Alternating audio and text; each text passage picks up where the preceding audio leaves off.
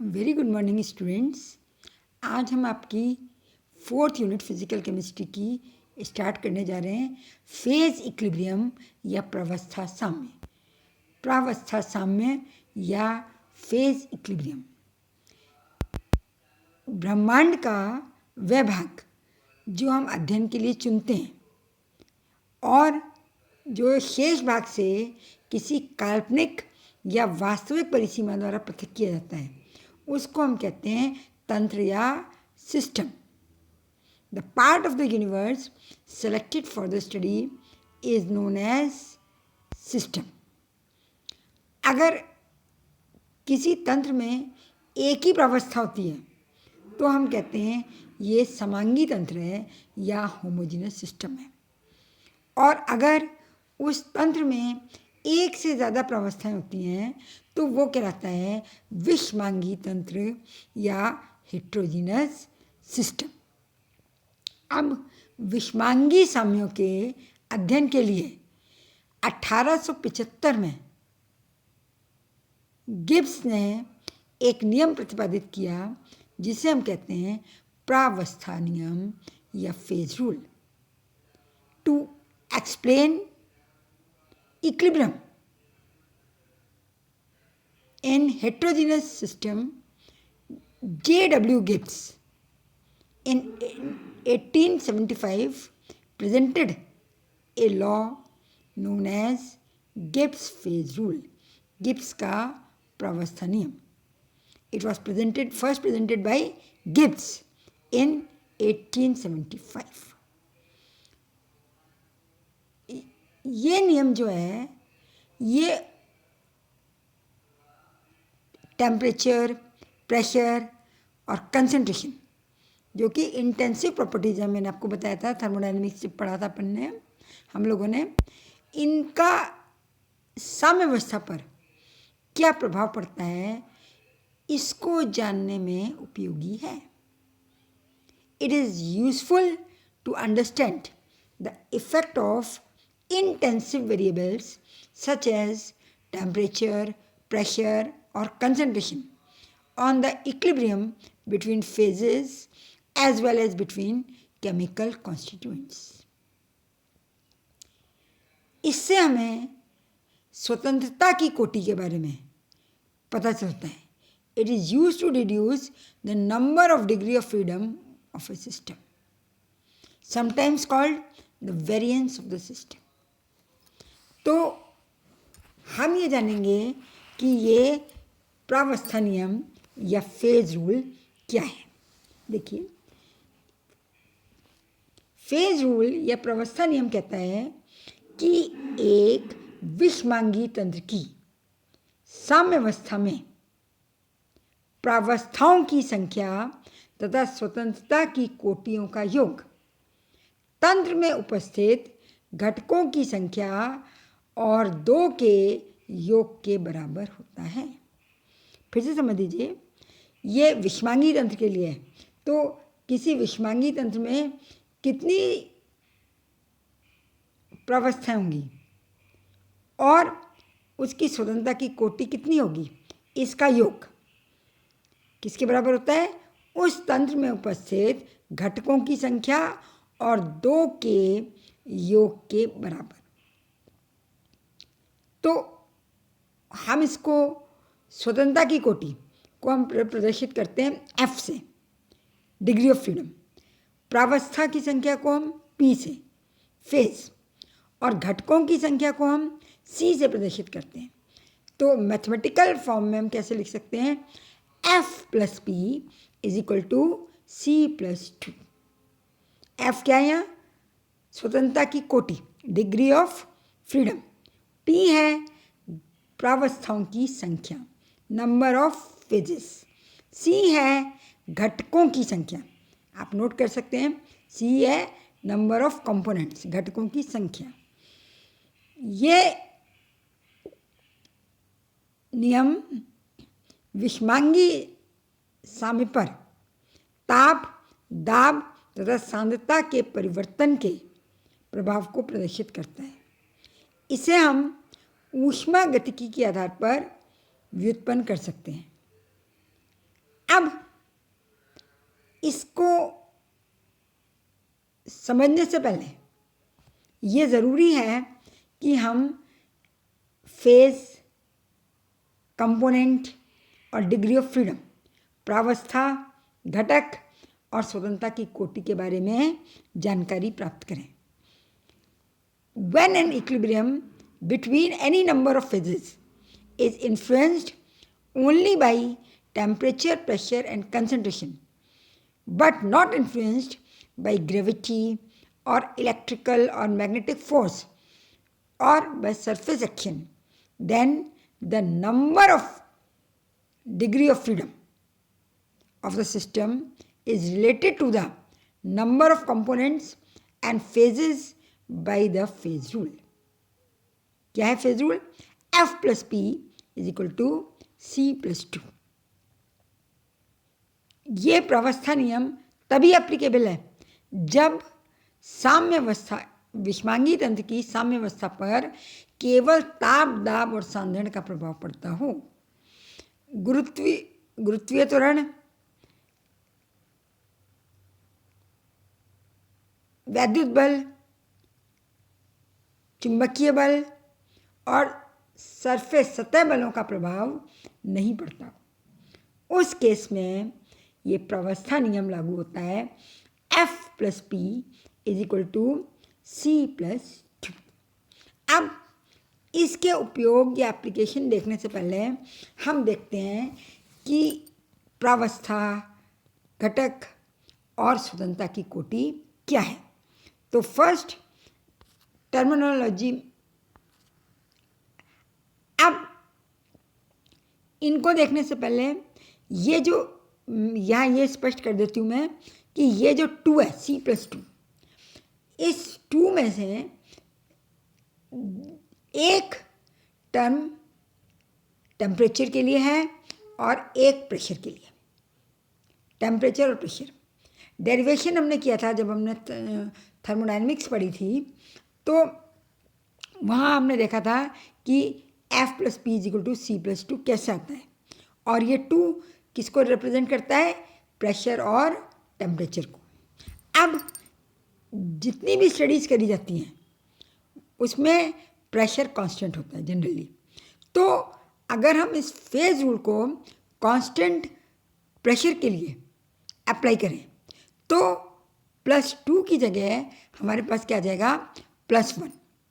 और F किसके बराबर आ जाएगा? P को उधर ले लीजिए, F is equal to C minus P plus 1। ये कहलाता है संघनित्र प्रावस्था नियम, condensed phase rule. Normal phase rule क्या होगा? F plus P is equal to C plus 2 और F is equal to C minus P plus 2। Condensed phase rule क्या है?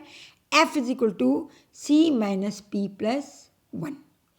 यहाँ हम ये मान के चलते हैं कि प्रेशर जो है कांस्टेंट है, दाब कांस्टेंट है। Condense system have no gas phase when their properties are intensive to be small change in pressure which occur one fewer variable need to be specified. This results in the phase rule F is equal to C minus P plus 1. इसको हम कहते हैं condensed phase rule या संघनित्र प्रावस्था नियम। अब हम देखते हैं टर्मिनोलॉजी यूज्ड। इसमें हमने क्या क्या टर्म काम में ली? पहला हमने काम में लिया प्रावस्था या फेज। बहुत सिंपल है। किसी तंत्र का वह भाग जो समांग हो, भौतिक रूप से सुस्पष्ट हो, जिसको एक डेफिनेट बाउंड्री, पृष्ठ सीमा के द्वारा अलग किया जा सके तथा यांत्रिक विधियों द्वारा शेष भाग से पृथक किया जा सके, उसे साम्यावस्था कहा जाता है। फिर से समझ लीजिए, किसी तंत्र का वह भाग जो समांग हो, होमोजीनियस होना चाहिए, भौतिक रूप से सुस्पष्ट हो, जिसकी एक पृष्ठ सीमा हो तथा यांत्रिक विधियों द्वारा तंत्र के शेष भाग से पृथक किया जा सकता हो, उसे हम कहते हैं प्रावस्था या phase. A phase is defined as any homogeneous and physically distinct part of the system having all physical and chemical properties of the system of all physical and chemical properties the same throughout the system. A system may consist of one phase or more than one phase. हम क्या कह सकते हैं? homogeneous, mechanically separable part of the system which is separated by a well-defined boundary is known as phase. तो हमने यहाँ क्या देखा कि अगर एक प्रावस्था है तो प्रत्येक स्थान पर उसका संगठन एक समान होगा. The composition remains same throughout. अब इसको हम एग्जाम्पल से समझ सकते हैं. अगर कोई सिस्टम है जिसमें केवल लिक्विड वाटर है, पानी, तो हम कहेंगे इसमें एक प्रावस्था है. क्यों? क्योंकि उस पानी का संगठन प्रत्येक स्थान पर समान है. ये एक होमोजीनस है और हम इसको देख सकते हैं, सुस्पष्ट है ये. अब अगर कोई सिस्टम ऐसा है जिसमें लिक्विड वाटर है और उसके साथ वाटर वेपर भी है, तो हम कहेंगे इसमें दो प्रावस्थाएं. ये दो प्रावस्थाओं वाला सिस्टम है. क्यों? क्योंकि लिक्विड वाटर और वेपर दोनों ही अलग अलग प्रावस्थाएं. अब अगर पानी, वाष्प के अलावा सिस्टम में ठोस बर्फ भी हो, तो हम कहेंगे इसमें तीन प्रावस्थाएं. बर्फ आप जानते हैं अलग प्रावस्था है, भौतिक रूप से स्पष्ट है, इसको हम निकाल सकते हैं और ये अपने आप में होमोजीनियस है. इसी तरीके से लिक्विड वाटर को भी हम अलग कर सकते हैं, देख सकते हैं, और ये भी वेल डिफाइंड बाउंड्री से या एक पृष्ठ सीमा से बंधा होता है. इसी तरीके से वाष्प भी. तो ये तीन प्रावस्थाओं वाला तंत्र होगा. अगर इसमें आइस भी है, वाटर भी है और वेपर भी है. यदि हमारे पास प्योर सब्सटेंस है, कोई भी सॉलिड, लिक्विड या गैस, तो यह एक ही प्रावस्था होगी. तो ये एक ही प्रावस्था होगी. अब देखिए, यदि हमारे पास कई सारी गैसेज हैं, जैसे हाइड्रोजन H2+Cl2 मिलकर क्या बना रही है? HCl. H2+Cl2 is equal to HCl, twice HCl. तो हाइड्रोजन भी गैस है, क्लोरीन गैस से अलग है और HCl गैस अलग है. लेकिन हम इनको मैकेनिकली सेपरेट नहीं कर सकते यांत्रिक विधि द्वारा. कहीं हम नहीं देख सकते कि ये हाइड्रोजन का मॉलिक्यूल है, ये क्लोरीन का है या ये HCl का है. क्यों? क्योंकि सभी गैसें यदि गैसीय अवस्था में हैं तो ये गैसें परस्पर पूर्ण मिश्रणी होती हैं. All the gases are totally miscible, completely miscible. तो तंत्र में जितनी भी गैसें होंगी ये सब समांगी मिश्रण बनाएंगी या होमोजेनियस मिक्सचर बनाएंगी. इसलिए इनकी प्रावस्था एक होगी. एयर में, वायु में अनेक गैसें होती हैं, आप जानते हैं, nitrogen, oxygen, carbon dioxide, water vapour, लेकिन प्रावस्था एक होती है.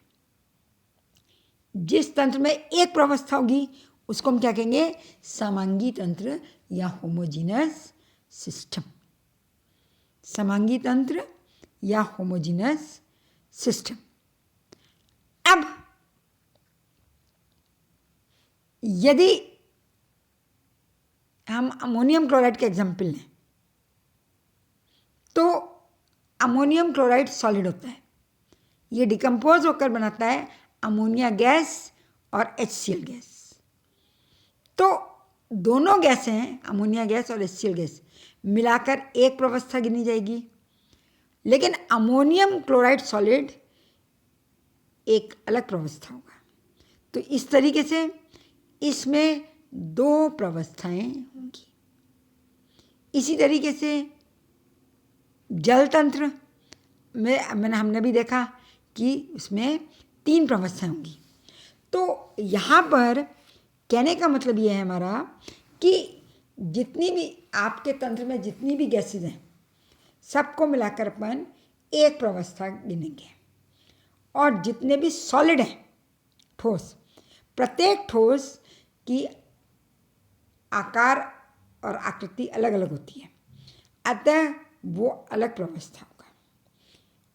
लिक्विड अगर है तो द्रव के केस में अगर मिश्रणीय द्रव है पूर्णतः तो एक सेम प्रावस्था में गिने जाएंगे, और अगर अमिश्रणीय हैं, इमिसिबल हैं, तो वो अलग अलग प्रावस्थाओं में गिने जाएंगे। इस तरीके से हम फाइंड आउट कर सकते हैं, पता लगा सकते हैं कि किसी तंत्र में कितनी प्रावस्थाएं हैं।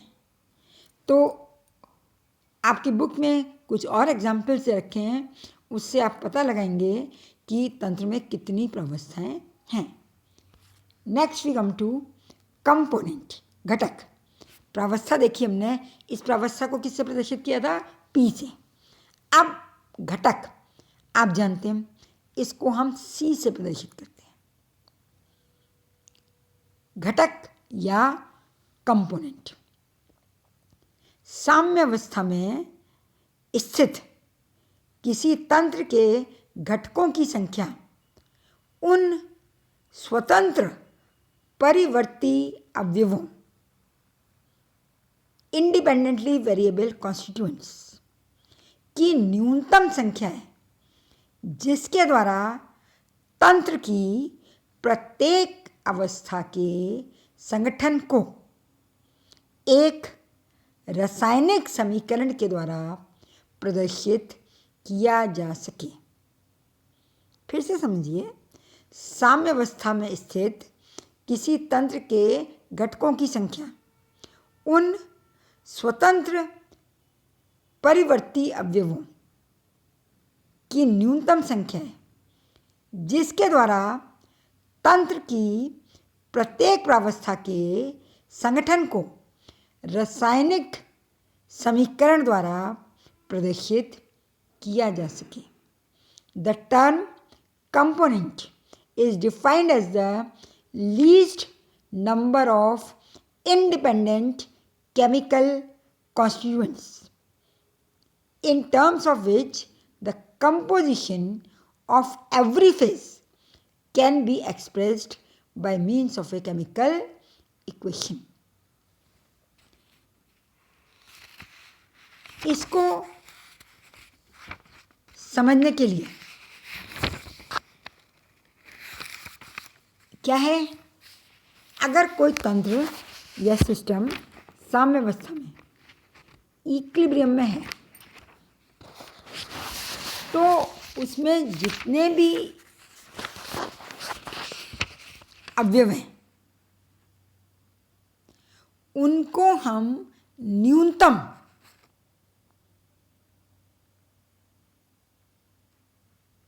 अवयवों की सहायता से, जितने न्यूनतम अवयवों की सहायता से बता सकते हैं, वो न्यूनतम अवयवों की संख्या घटक या कंपोनेंट कहलाती है।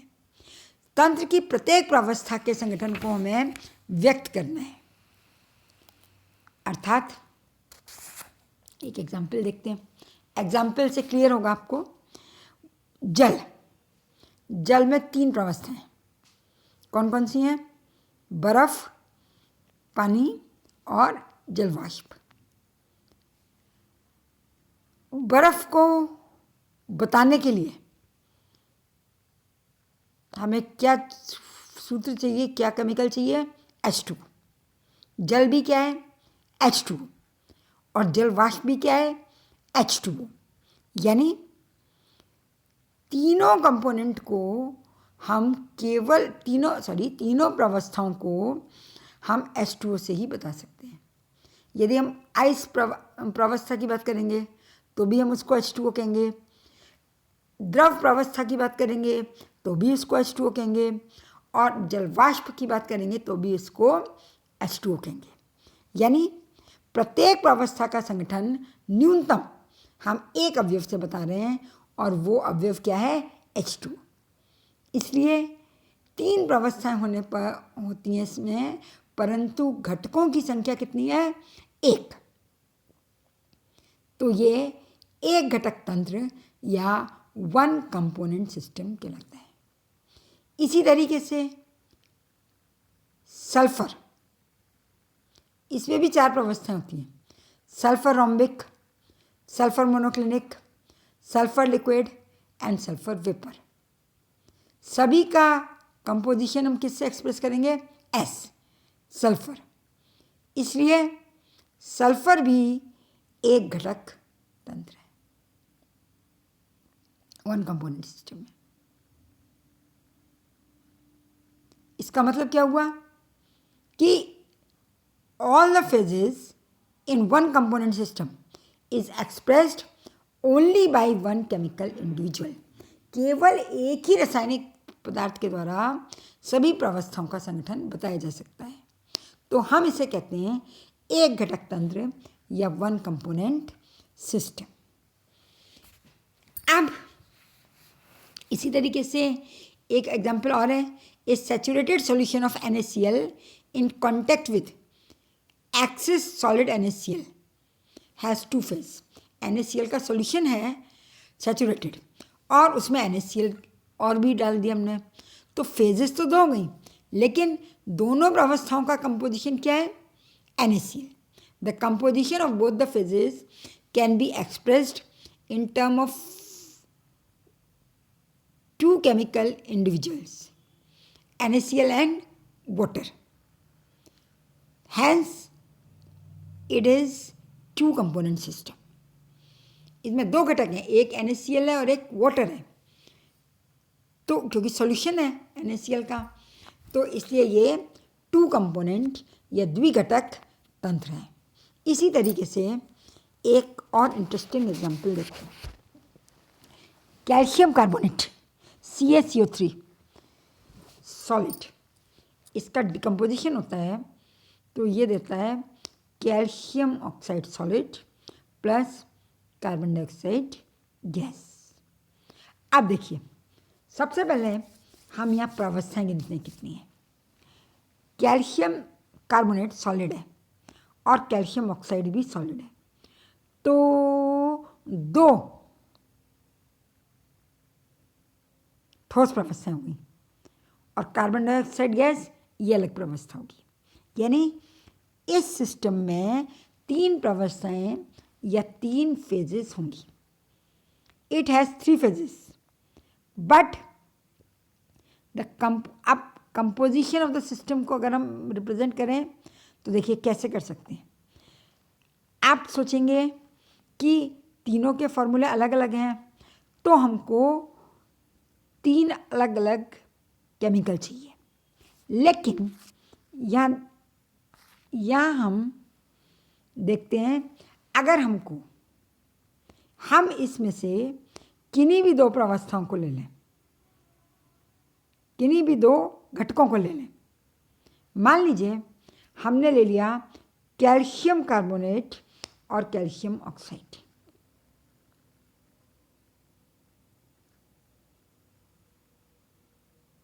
तो 3 प्रावस्थाएं। पहली प्रावस्था कैल्शियम कार्बोनेट। कैल्शियम कार्बोनेट को हम कैसे बता सकते हैं? Calcium carbonate is equal to calcium carbonate plus 0 calcium oxide. Calcium oxide को हम बता सकते हैं कि 0 calcium carbonate plus calcium oxide. और अगर कार्बन डाइऑक्साइड को बताना हो तो हम बता सकते हैं calcium carbonate minus calcium oxide. ये कार्बन डाइऑक्साइड हो गई।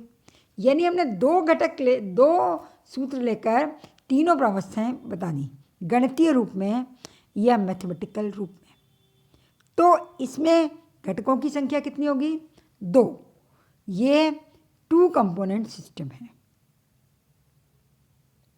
इसी तरीके से अगर हम दो रासायनिक पदार्थों CaO और CO2 का चयन करें तो भी हम तीनों को बता सकते हैं। कैल्शियम कार्बोनेट को बताने के लिए हम लिख देंगे CaO plus CO2। Calcium oxide को बताने के लिए हम लिख देंगे CaO प्लस 0 CO2। और CO2 को बताने के लिए हम लिख देंगे 0 CaO प्लस CO2। तो कोई भी 2 केमिकल ले लें इसमें से, 3 में से, उससे तीनों प्रावस्थाओं का संगठन गणितीय रूप से बताया जा सकता है। इसलिए ये हमारा द्विघटक तंत्र या 2 कंपोनेंट सिस्टम है। इसी तरीके से अभी हमने बात करी थी dissociation of ammonium chloride. Ammonium chloride when heated in a closed vessel dissociate into ammonia gas and HCl gas. The system consists of 2 phases.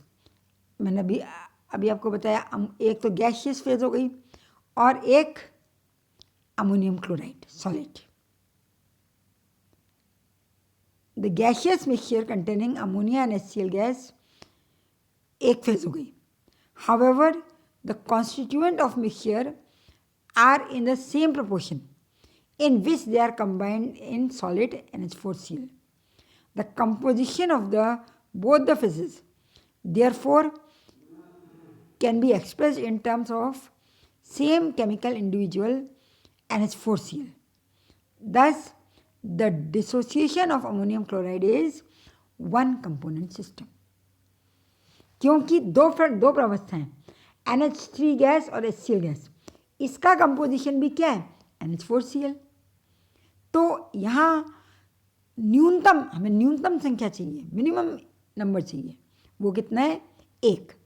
तो अमोनियम क्लोराइड का डिसोसिएशन भी एक घटक तंत्र है या 1 कंपोनेंट सिस्टम है। तो इस तरीके से अभी तक हमने देखा प्रावस्था और घटक, फेज और component. Now we come to degree of freedom, स्वतंत्रता की कोटि, डिग्री ऑफ फ्रीडम। क्या है ये स्वतंत्रता की कोटि? इसको हम कैपिटल F से प्रदर्शित करते हैं। तो स्वतंत्र रूप से परिवर्तनशील कारकों जैसे ताप, दाब और सांद्रण आदि की वह न्यूनतम संख्या, कम से कम संख्या, न्यूनतम संख्या, जिसको स्वेच्छा से स्थिर रखने पर तंत्र की साम्यावस्था का पूर्ण रूप से वर्णन किया जा सके, उस तंत्र की स्वतंत्रता की कोटि कहलाती है। स्वतंत्र रूप से परिवर्तनशील कारकों जैसे ताप, दाब, सांद्रण आदि की वह कम से कम संख्या जिनको स्थिर रखने पर, स्वेच्छा से स्थिर रखने पर साम्यावस्था को पूर्ण रूप से वर्णित किया जा सके, उस तंत्र की स्वतंत्रता की कोटि कहलाती है। Degree of freedom is defined as the least number, minimum number of variable factors of a system. Factors में कौन कौन से? Temperature, pressure and concentration, which must be specified so that the remaining variables are fixed automatically and the system is completely defined. या हम कह सकते हैं the minimum number of independently variable factors like temperature, pressure and concentration which must be kept constant to express the equilibrium of the system completely is known as degree of freedom.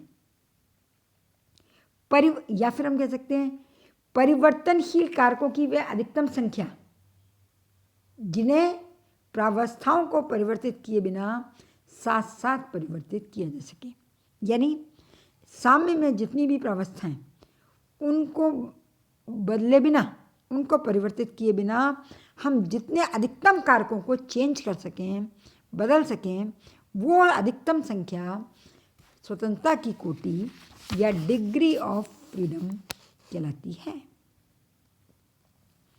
एक बार मैं और explain करती हूँ कि अगर कोई साम्य स्थापित है, उस साम्य में जितनी भी प्रावस्थाएं हैं उनको चेंज किए बिना हम जितने कारकों को, जितने फैक्टर्स को, परिवर्तनशील कारकों को, वेरिएबल फैक्टर्स को बदल सकें, वो डिग्री ऑफ फ्रीडम या स्वतंत्रता की कोटि होगी।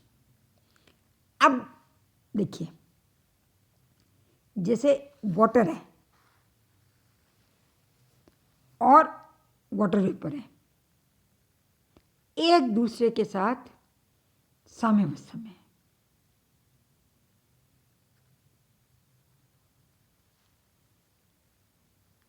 तो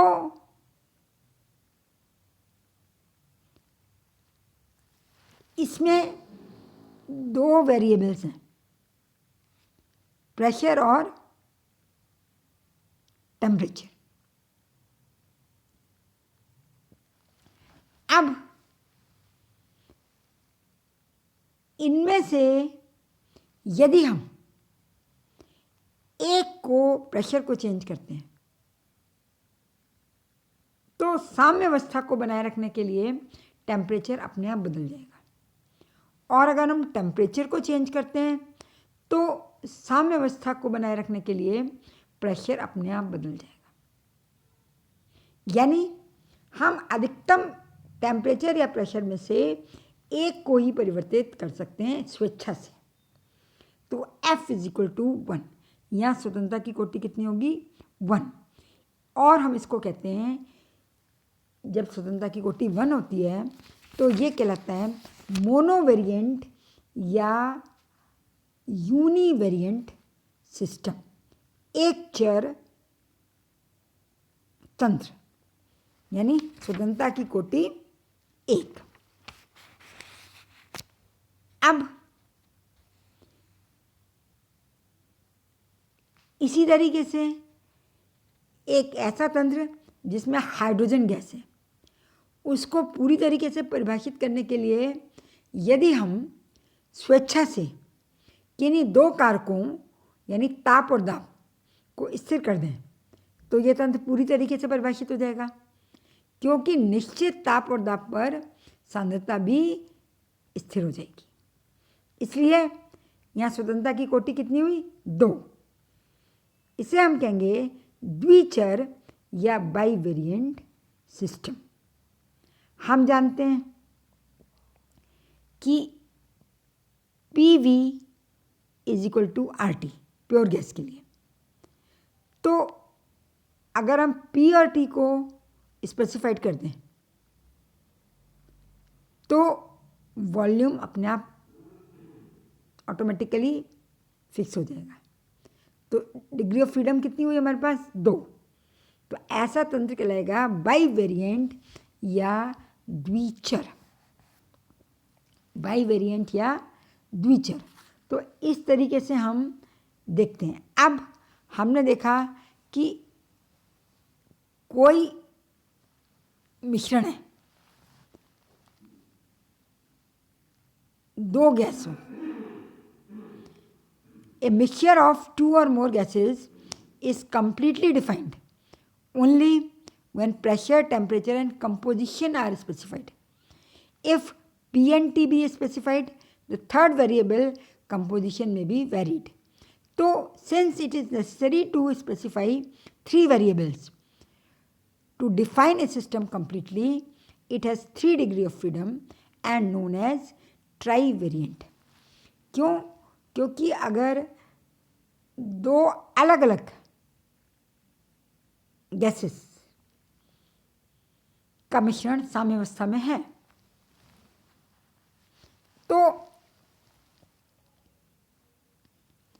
प्रेशर और टेम्परेचर बताने के साथ साथ हमें संगठन भी बताना होगा।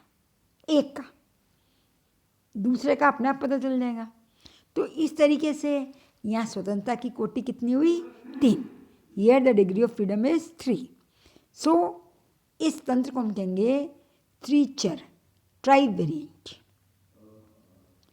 अब एक एग्जाम्पल और लेते हैं। हमने माना कि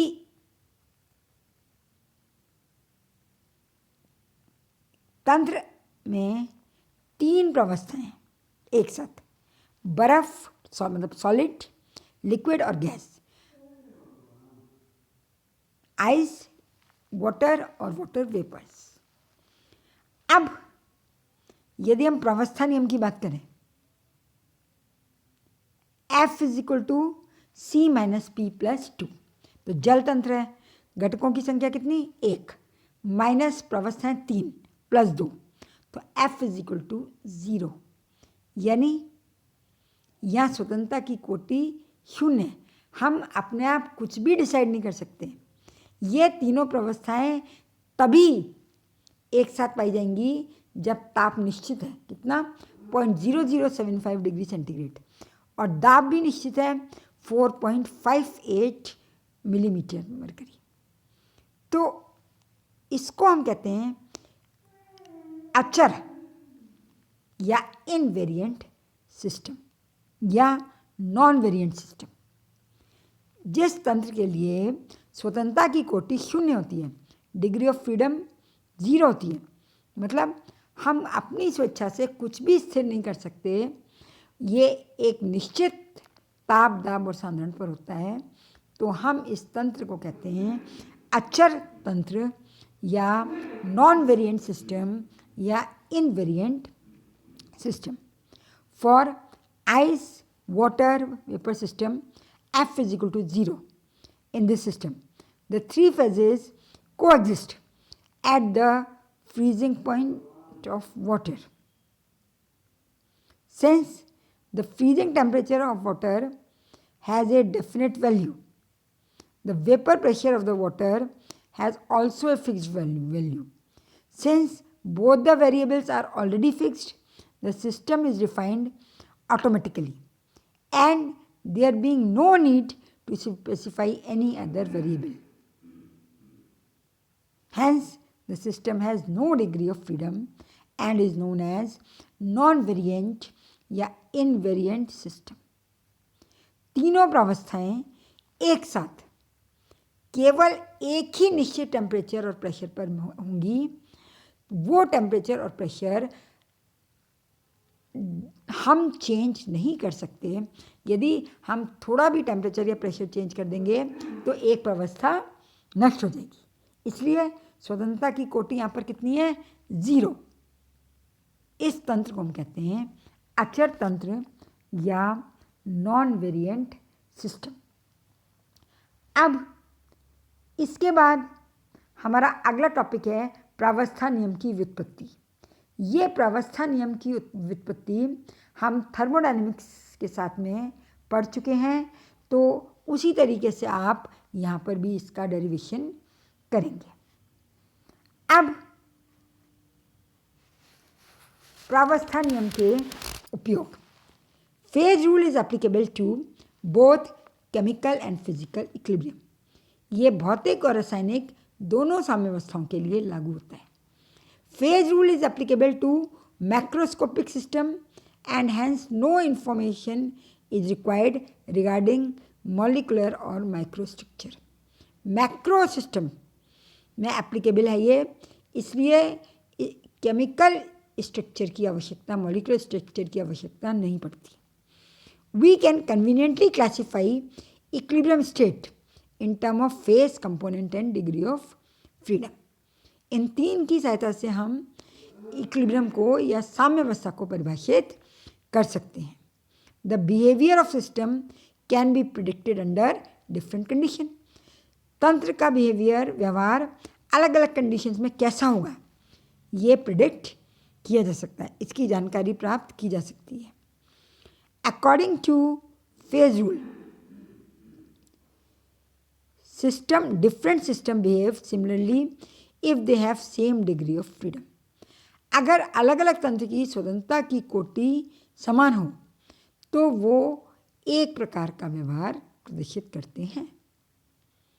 ये फेज रूल के कुछ एडवांटेजेस थे। अब इसकी कुछ सीमा है, limitations of phase rule. Phase rule is applicable only for दो systems which are in equilibrium.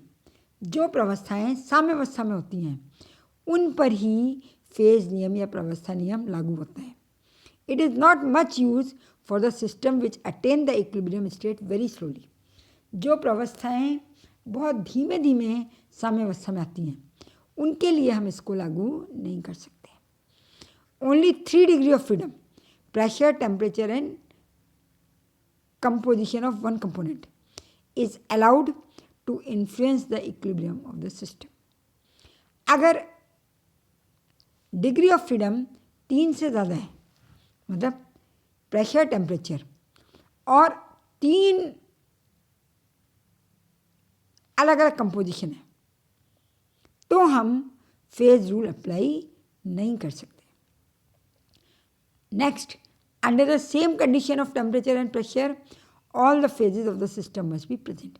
जितनी भी फेज प्रावस्थाएं हैं उनको, उनका सभी का टेम्परेचर और प्रेशर समान होना चाहिए, ताप और दाब समान होना चाहिए। It considers only number of phases rather than their amounts. प्रावस्था नियम में केवल प्रावस्था की संख्या ही देखी जाती है, प्रावस्था की मात्रा, कौन सी प्रावस्था किस मात्रा में, ये नहीं देख सकते। तो ये फेज रूल की लिमिटेशंस थी। अब आज हमने फेज रूल क्या है और इसमें जो टर्म काम में आते हैं, टर्मोलॉजी काम में आती है, उसके बारे में जाना। अगले टर्म से हम प्रावस्था नियम के अनुप्रयोग पढ़ेंगे, एप्लीकेशन ऑफ फेज रूल पढ़ेंगे हम नेक्स्ट टर्म से। So, thank you.